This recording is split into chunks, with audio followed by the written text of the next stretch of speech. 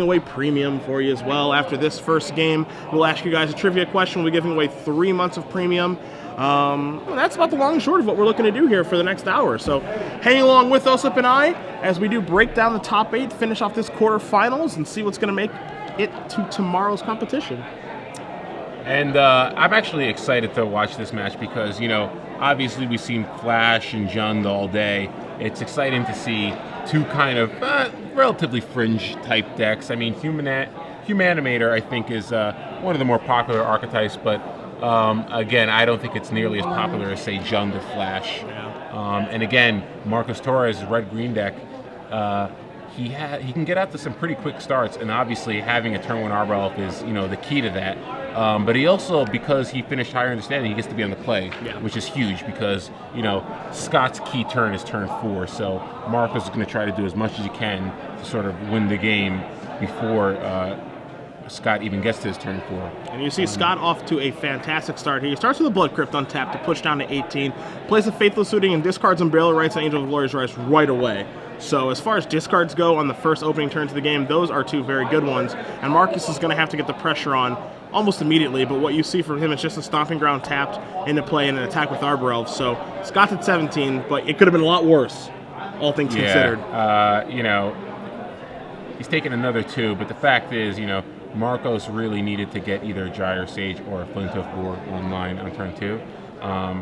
He can't do enough damage until by turn 4, and now Scott's able to dump 2 Fiend Hunter in his yard to go along with the Unburial Rights on Angel of Glorious Rise that he's basically telegraphing on turn 4.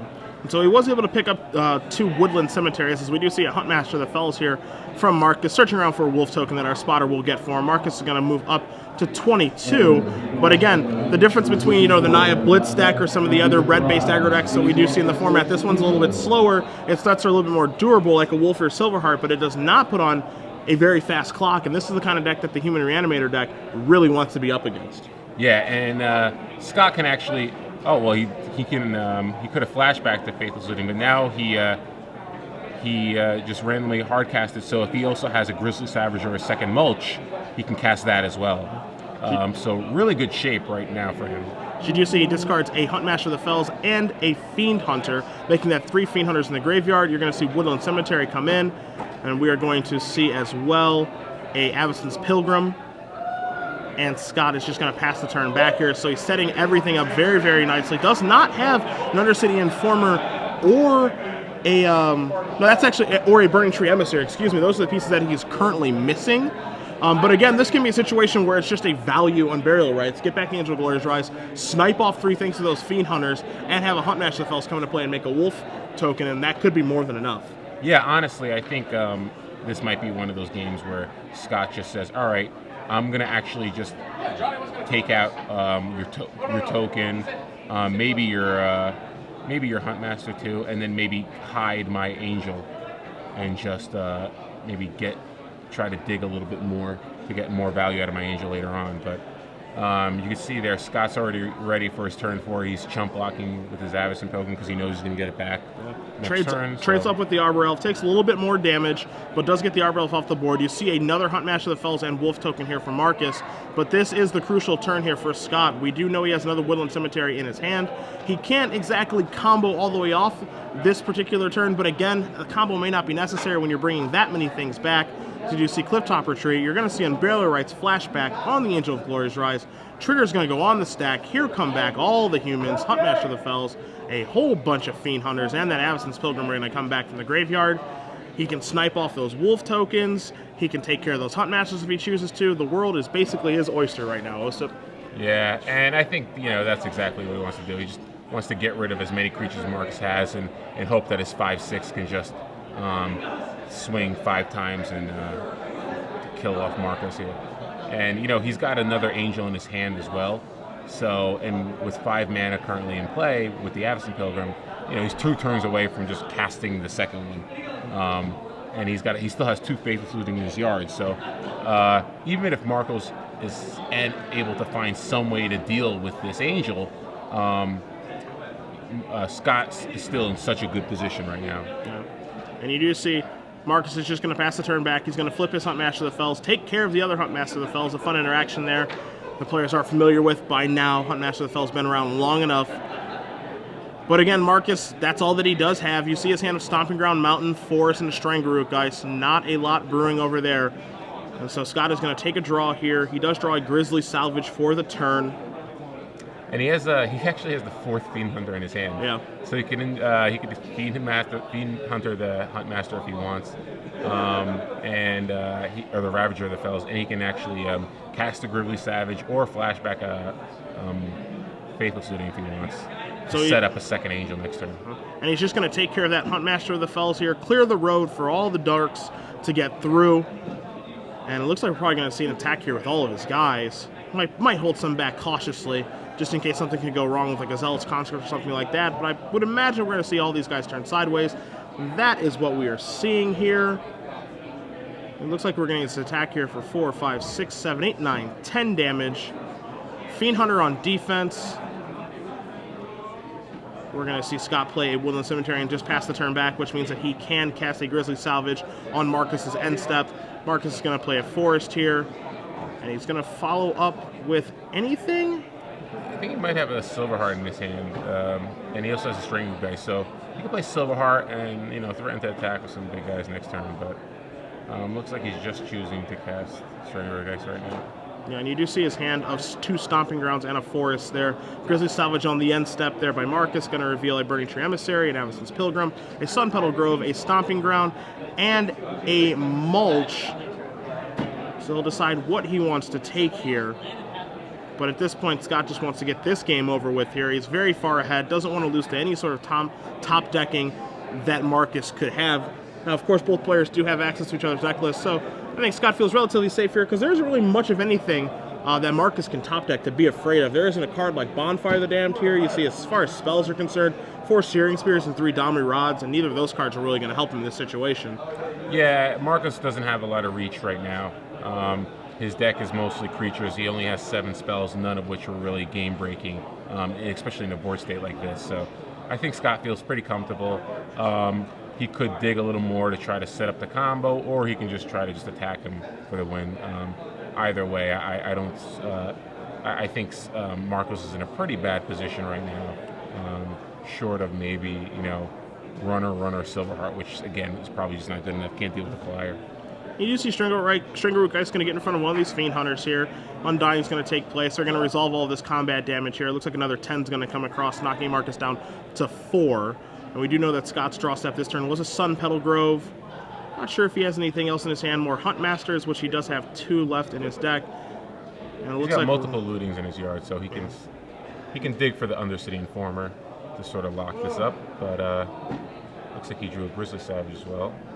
Yeah, Grizzly Salvage and Unburial Rights in his hand here. He's going to discard an Unburial Rights. He's also going to discard... It looks like he's moving towards that Angel of Glory's Rise right now. Yeah, I mean, with the Unburial Rights in his yard, might as well just discard the Angel. And he's going to elect to discard a Clifftop Retreat.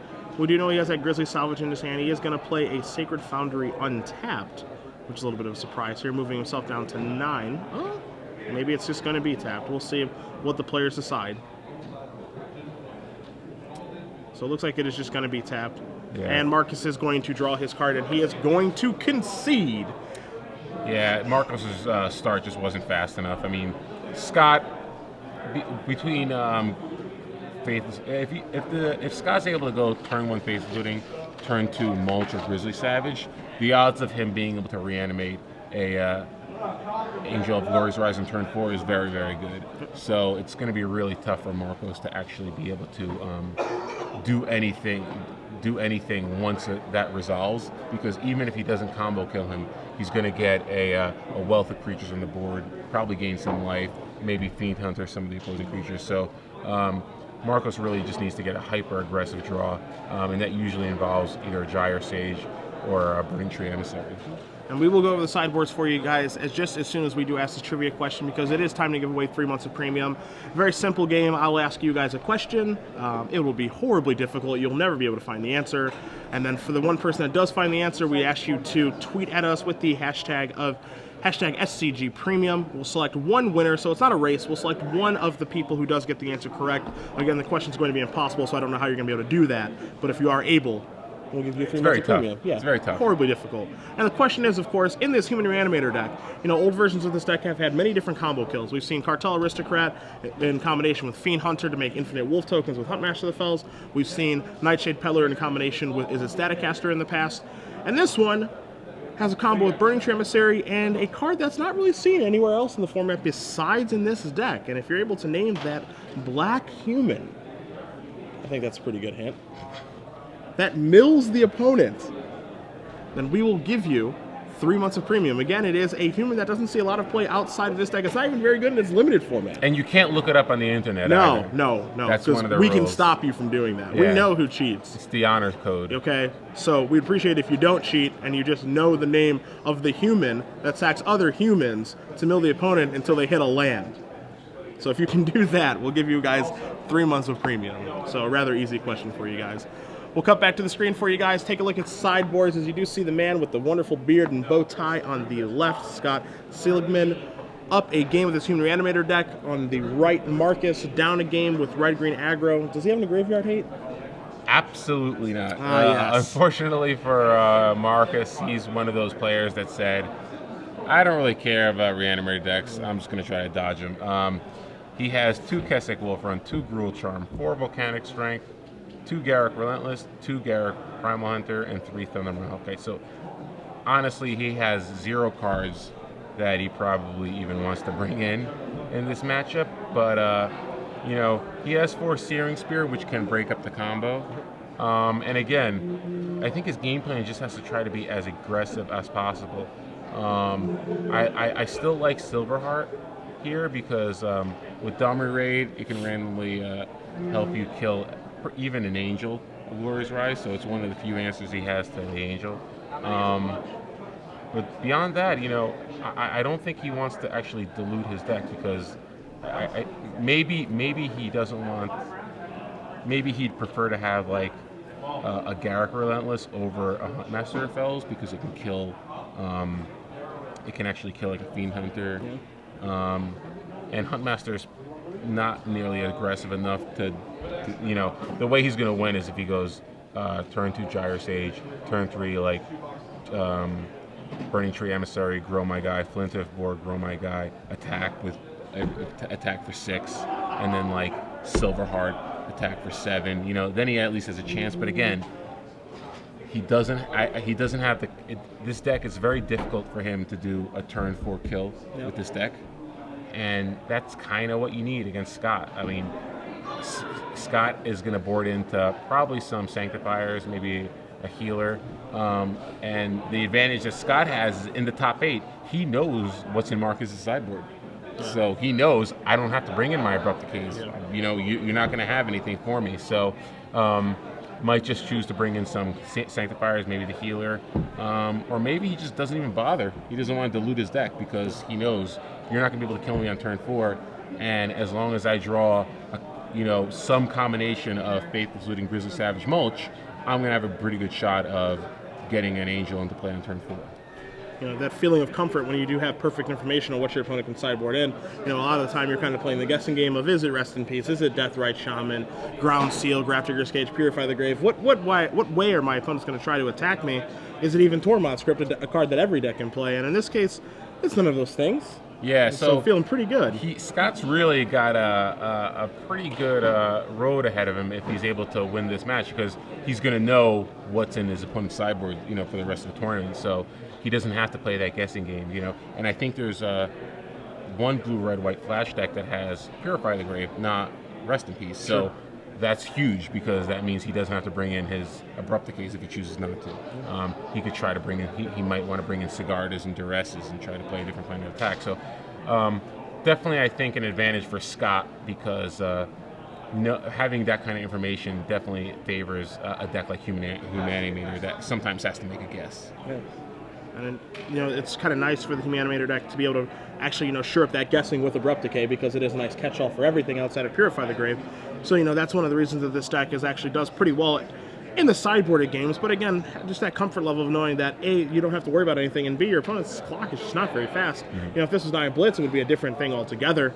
You know, he actually probably has to consider bringing in Brupticate just to be able to kill something. You know, and make sure that he doesn't die on turn 4, so he can actually do something in his turn 4. But that just isn't the case here. And so for Scott, you know, you're feeling in the driver's seat as game 1 was, you know, for all intents and purposes, pretty easy. Well, the thing is though, it's like Marcus isn't out of it yet. I mean, if Scott doesn't have the Faithless Looting, his deck can actually kind of struggle at times getting the combo. I mean, he really needs a Faithless Looting, especially if he draws the Angel Glory's Rise. You know? So I definitely I still think he's probably the favorite, but I wouldn't count Marcus out just yet. You know, Marcus's deck can still put enough pressure to kill Scott on turn 5. And you know, if Scott doesn't have like the Grizzly Savages or the Mulches, then you know suddenly it doesn't really matter. Turn 4 isn't a possibility anymore, and Marcus can just win the game with his beatdown. So, as we do see Marcus start off here with a couple of red-green lands and a Flinthoof Boar. Searing Spear is going to take care of one of those Burning Tree Emissaries on the double block, so Flinthoof Boar is going to live. This is a 3/3. Searing Spear takes out one of the emissaries, and the other emissary cannot kill it. So, you know, the double Burning Tree Emissary is actually kind of annoying in the fact that it's in the way, and that has to be Marcus's turn of clearing that out of the way. But we're going to see a Mulchi reveal 2 Grizzly Salvages, a Sun Petal Grove, and a Faithless Looting. Actually, that land is a Cavern of Souls, not a Grizzly Salvage, so just 1 salvage. But Faithless Looting go to the graveyard is pretty good for Scott, as now he is going to have some more action here. And he draws a white source, which is good too, because he had a Fiend Hunter in his hand. So looks like he's going to be able to cast a Cathedral Sanctifier, which again, pretty important. Yeah, just buy himself some more time. Yep. So Sanctifier is going to push Scott up to 23. It can chump block that Flinthoof Boar if necessary. You do see Searing Spear, the draw for Marcus this turn. Marcus is going to play a Rootbound Crag. You see Volcanic Strength, and Stomping Ground is in play. And can't even chump block. So the race is on. Yeah, and you know, if he has, it looks like his Searing Spear might have a Silver Heart, or maybe it might just be a Forest. Yeah, but 2 forests in his hand.